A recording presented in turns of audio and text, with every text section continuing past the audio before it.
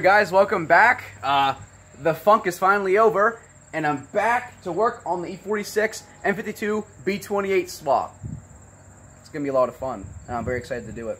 Anyway, since the last video, I've got myself a new shop. It's local to me, a town over. I just spoke to a place that tows vehicles. He said, yeah, he could probably do it for me next week. So it's gonna be perfect. I'm currently prepping the car to move. Getting this place cleaned out. It's currently a wreck, as you can see behind me. And I want this garage back for my daily car, which, if you've not seen, is an E92 Nothing crazy, nothing fast. It's just a reliable daily, 6-speed manual X-drive. I still have the E46 Touring, looking to sell that for like $2 grand, and then, which is going to help fund this. We're starting with the fuel system first. Got a lot of cool stuff in my cart to click and just hit proceed to, you know, check out, buy it, just one click away. It's just a matter of time. The urge has never left. The car's been on my mind. Like I said, the funk is finally over. Fuck relationships. Girls fucking suck. It's stupid. I'm staying single for a long ass time. Probably for the rest of my life, maybe. Who knows?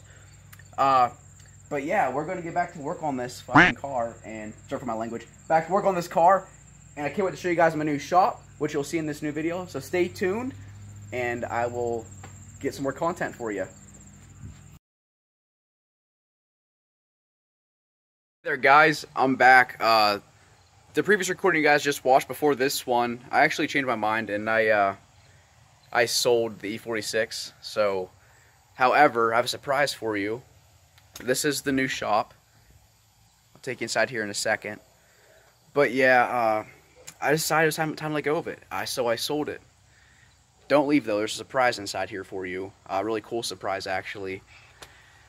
But yeah, you know, times get a little rough, and sometimes you just gotta move on from stuff. So I sold the car for a few grand. Somebody actually bought it because it's a rolling chassis and everything.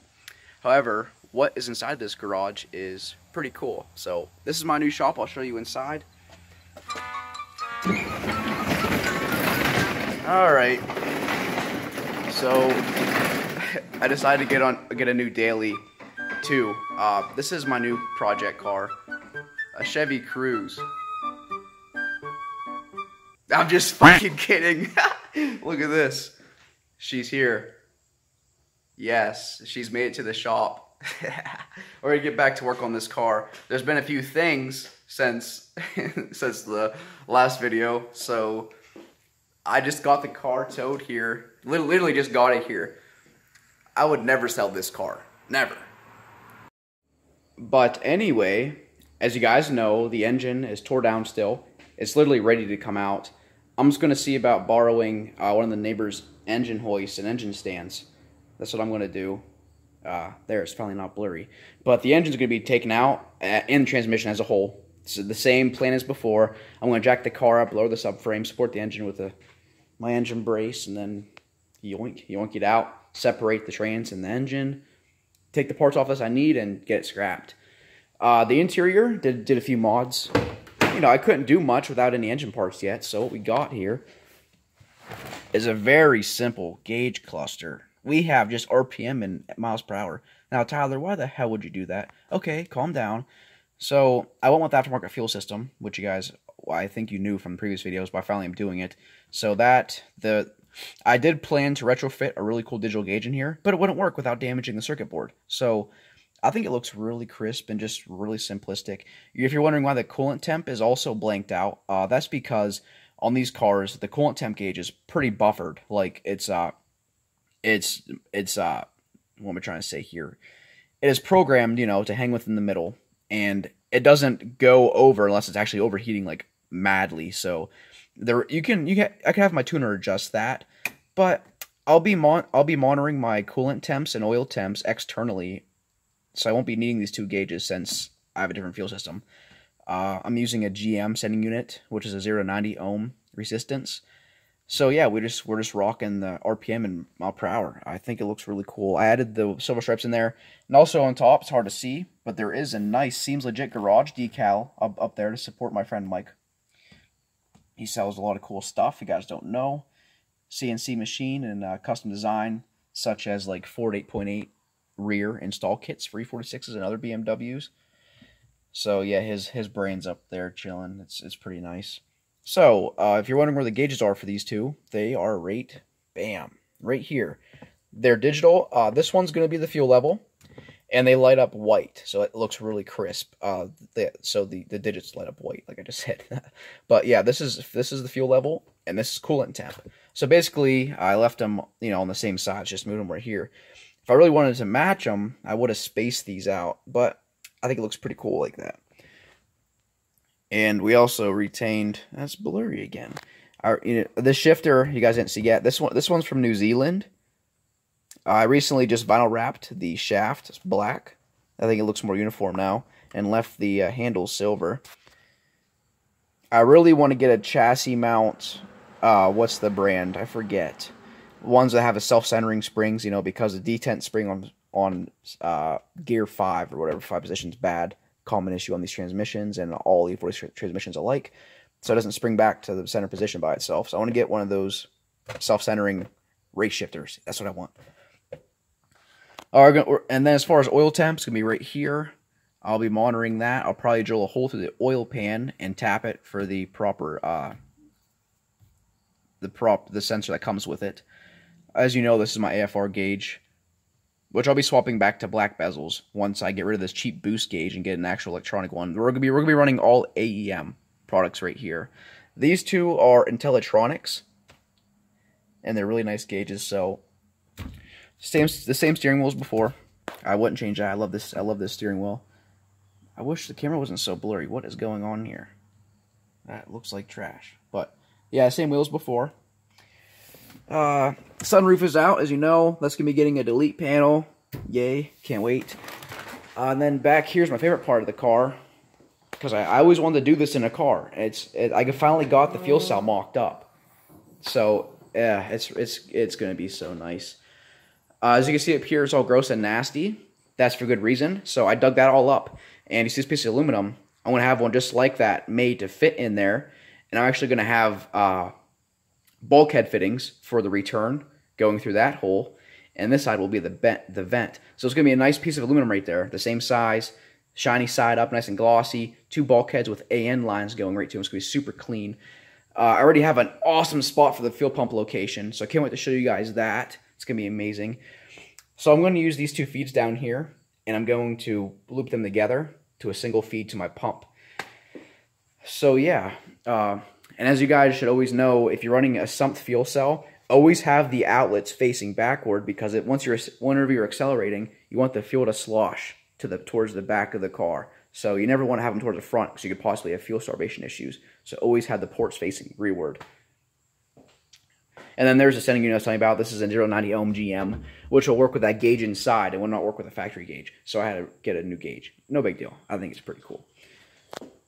So yeah, and then also I have another product coming. Can't wait to show you. It's actually a custom brace that's going to tie in the subframe to the floor and reinforce the strut towers. It's made by the brand called Parts Max. The website is Shop Parts Max, I believe, or Part Shop Max, something like that. They're a Japanese-based company, but their new headquarters is in California. So I was going to build a custom brace, but this is a bolt-in solution for under $400. So I just went with it, and it looks really cool. So I can't wait. That should be here Tuesday.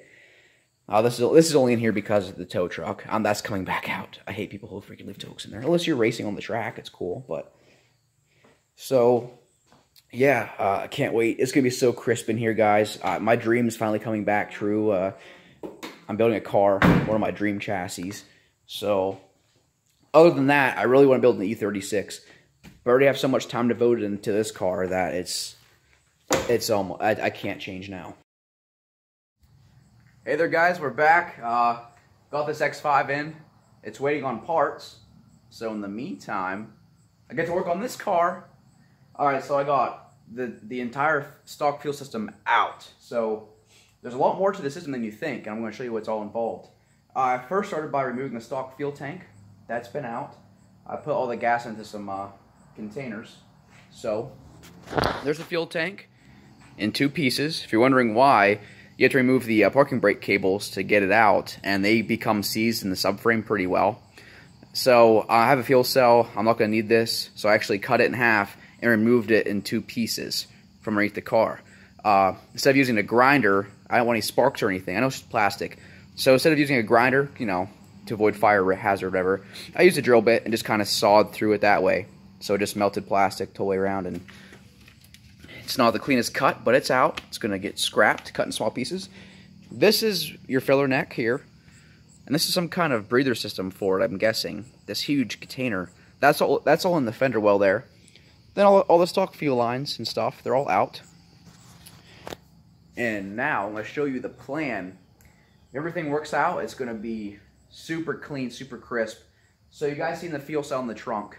So from there, we're gonna get underneath this car. We're gonna show you what we're doing. So let's do that. Let's get underneath here. Okay, we are now underneath the car, and what we have here is the spare tire well. As you know, the fuel cell is directly above it. So what I'm gonna do is, and also this big huge gap right here is where the factory evap canister was. So I'm going to run a bulkhead fitting through the spare tire well. So leaving the fuel cell is going to be a branch. I'm going to use both those feed ports. I'm going to use a Y fitting and loop them to one line. It's going to exit through here with a bulkhead fitting. Then we're going to have a pre-filter for the fuel pump, which is going to be 100 micron, about right here or over here. And then the fuel pump's going to be right beside it. I'm going to build a bracket to actually utilize these stock mounting points for the truck canister. It's going to be nice in here, nice and convenient. And what's a bonus is the factory covers here will also cover my assembly. So it's going to be super clean using factory spots. It's going to be all covered and weather protected. Protected from the elements, I should say. Okay, so now, after the fuel pump's installed and the fuel filter, the dash 8 needs to go somewhere. So it's going to run, and I'm going to bring it up here, which, if you're wondering, this big empty spot is from that breather tank I showed you. It mounts right here, and then your filler neck goes up to the fuel door up there. And then there was a big hose that left that breather tank and ran through this hole in the body. So we have this beautiful hole to run hose through. And this is also covered by the wheel well, the what would you call that, fender liner, which will also be protected from the elements. So we're gonna run my dash 8. This will be the feed line. So it's leaving the fuel pump. I'm going to reuse, like I said, I love reusing factory components. So what we have here, I have 3 of these, and they should fit the dash 8 just about perfect. These held the hose for that breather. I'm going to use these studs in the body for these. So the dash 8's going to lead the fuel pump. I'm going to use one of these studs here, either that one or this one. I'm going to probably take a hammer or something and flatten this a little bit. I'll stick it there for now. It's probably going to be in this way or something. Stick it on there and run the hose up through that hole, okay? And that hole, let me take this back off.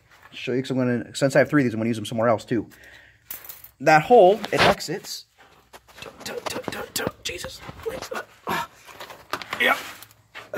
Okay. The hole exits right here. Beautiful. So it's going to be a nice protected feed line through this nice body here, and then it's going to wrap around. And from in the cabin, as you know, there's these covers that would cover the fuel pump and the other sending unit over there. So with the fuel tank gone, I have all this room to play with. Okay, so I'm probably going to use that hole.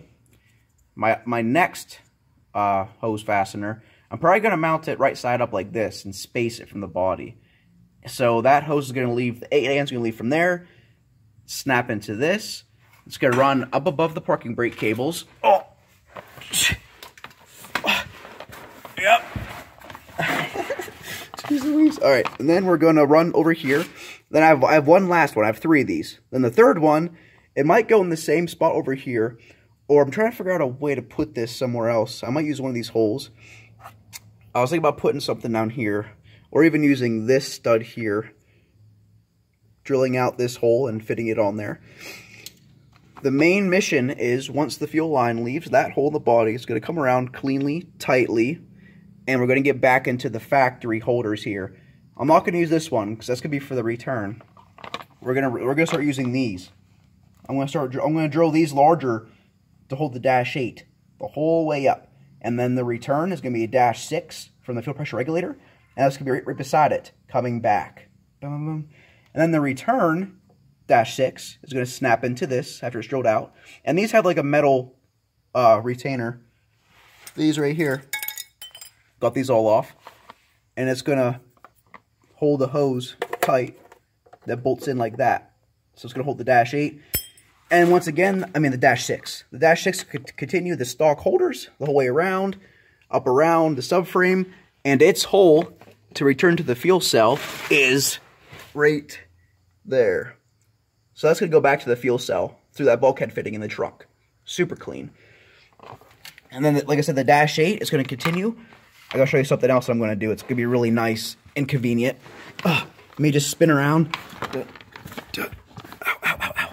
What am I laying on? Ow, fudge. Oh, ouch. Get the hell out of here. All right. All right, this is coming up here. So continuing on, dash 8, feeding, feeding, feeding. Also, what I'm going to also love to do is reuse this factory fuel filter holder for the post fuel filter. So this is going to be a 10 micron, and I'm going to use the factory holder. So it's going to be pretty much an it's going to be really, really nice. And then obviously the cover for that is right there. So that's going to be all covered. Dink. And then that's going run up to the fuel rail. Boom. And then once it runs through the fuel rail and hits the fuel pressure regulator, that downsizes to a dash 6. It's going to come back down right alongside the dash 8 using the factory holders. Bam. Bam. Bam. Whole way back. This is going to be a very clean setup. And also, wait till you see the wiring for this fuel pump and what I figured out to do. Oh, let me get out from underneath here real quick. Yep. Oh. Alrighty, I have managed to escape from underneath this car. Now to show you what I'm going to do with the fuel pump wiring. It's going to be very, very nice. Yep. Okay, get the light. Fuel cell still here, obviously. And in case you guys can remember, the dash 6, that hole right there to the left, with that nice fancy plate I'm getting made. Anyway. Okay, so the fuel pump wiring is going to be in the underneath this battery tray. Bam, bam, bam, bam, bam. And if you remember how I was telling you where the factory charcoal canister was, it's about right here. Now from the factory, BMW got wires to the charcoal canister with that hole right there that I have that grommet loose. So since that wiring's all gone, I can use that. Let me hang up this light, and I'm going to show you exactly what's going to go down back here, boys. Okay, so the fuel pump wire, needs a trigger wire, a power, and a ground. What do we have right here? Battery power, battery ground, and I will run the trigger wire from the factory fuel pump harness to trigger on the relay.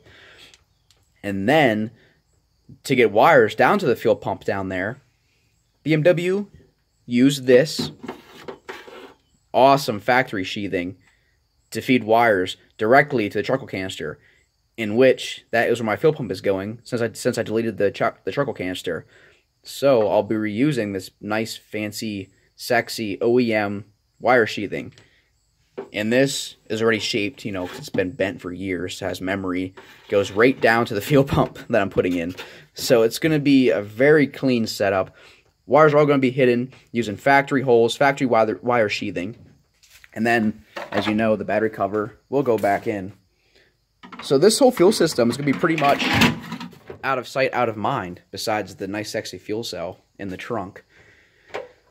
So, yeah, I'm super stoked that I get to cover everything up using factory covers.